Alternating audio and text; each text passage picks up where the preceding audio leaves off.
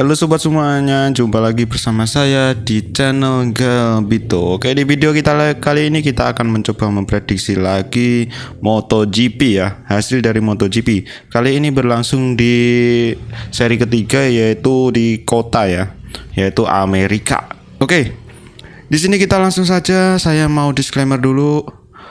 Di sini saya hanya memprediksi sesuai dari data dari practice EP1, EP2, lalu di Q1 dan Q2 dan sprint ya. Jadi bila ada kesalahan atau bukan kesalahan ya, ketidaktepatan dari prediksi saya, mohon dimaklumi. Saya ini hanya manusia yang mencoba memprediksi, bukan sebagai peramal. Oke, kita langsung saja. Di sini kita punya 6 kandidat pembalap yang kemungkinan bisa podium ya. Di sini ada Francesco Bagnaia, Marco Bezzecchi, Jorge Martin, Fabio Di Giannantonio, Marc Marquez, dan Pedro Acosta. Di keenam pembalap ini kita akan coba untuk menggolongkan ya. Jadi di sini saya akan menggolongkan yang bisa podium 1 dan 2, podium 3 dan berpotensi podium 3 di sini ya. Oke, kita langsung saja di sini kita bahas dulu atau kita golongkan dulu untuk yang yang bukan mampu ya, berpotensi posisi 3. Di sini saya memilih adalah Marc Marquez dan Pedro Acosta. Kenapa saya memposisikan Marquez sebagai yang berpotensi atau berpeluang podium 3 di sini? Saya menjagokan Marquez dan Acosta karena Marquez di sini di sirkuit ini ya, tahun ini nggak tahu kenapa ini Marquez kayaknya kesulitan banget itu ya. Di practice dia crash ya kalau nggak salah. Dia crash lalu sempat bisa menempati posisi 1 ya, atau di atas tercepat ya, di kalau nggak salah di EP1 kalau salah. Dia bisa mampu tercepat, sayang di sprint dia crash ya.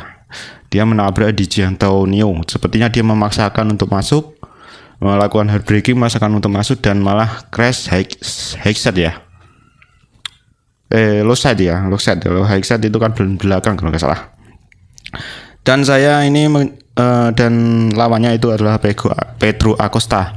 Saya nggak tahu kenapa ini Pedro Acosta susah banget untuk konsisten di balapan long race ya. Saya nggak tahu nih. Jadi saya memposisikan Pedro Acosta sebagai pembalap yang berpotensi ke posisi ketiga. Oke, di sini yang kemungkinan atau berpotensi besar untuk menempati posisi 3 itu adalah Jorge Martin dan Fabio Di Giannantonio. Di Giannantonio itu pembalap yang sangat cepat. Ini ada suara burung. Di Giannantonio adalah pembalap yang kenceng itu kemarin, sempat bisa pole position ya di Q2 ya. Sedangkan Jorge Martin ada pengecualian nanti ya. Jorge Martin itu pembalap yang cepat, dia cukup konsisten untuk di long race ini. Kemarin dia bisa podium 1-2, posisi 2 ya kemarin di Brasil.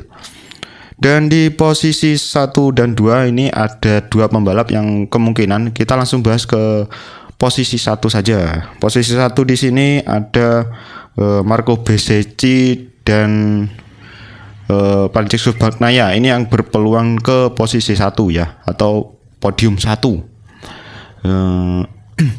Kedua pembalap ini bisa menempati 1-2 ya.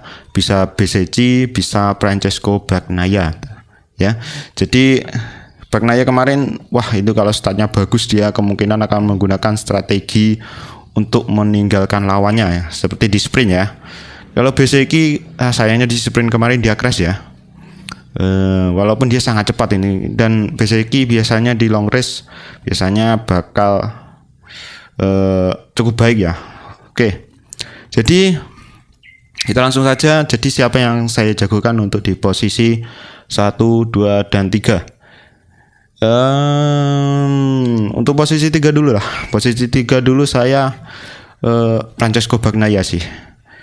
Ini karena akhir-akhir ini Francesco Bagnaia kurang manajemen bannya untuk di long race, saya sepertinya kurang bagus ya. Kemarin aja di sprint dia sepertinya salah pilih kompon ban dan dia kehabisan di akhir balapan, dan ya pasrah aja lah, disalip oleh Jorge Martin, dan Jorge Martin menang kemarin kan. Posisi kedua itu adalah Jorge Martin pastinya. Ini on fire dia tahun ini. Nggak tahu ini. Sepertinya menemukan apa namanya, kecocokan ya dengan Aprilia. Misteri dari Aprilianya. Dan kemungkinan besar ini dia bisa di posisi kedua ya.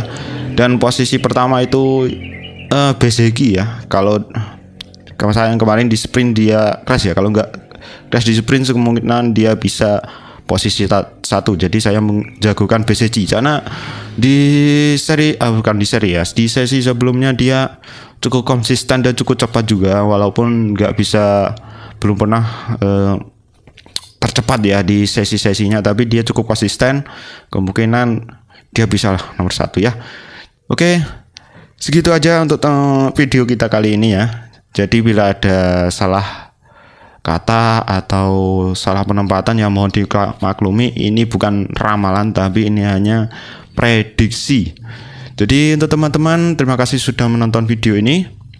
Jadi teman-teman menjagokan siapa nih di Grand Prix, bukan sirkuit ya, Grand Prix di sirkuit kota Amerika. Ada suara motor lewat lagi. Kalian menjagokan siapa nih yang menang di sirkuit kota Amerika? Tulis saja di kolom komentar. Oke, wassalamualaikum warahmatullahi wabarakatuh. Jumpa lagi di video-video saya selanjutnya di channel Galbito pastinya. Oke, wassalamualaikum.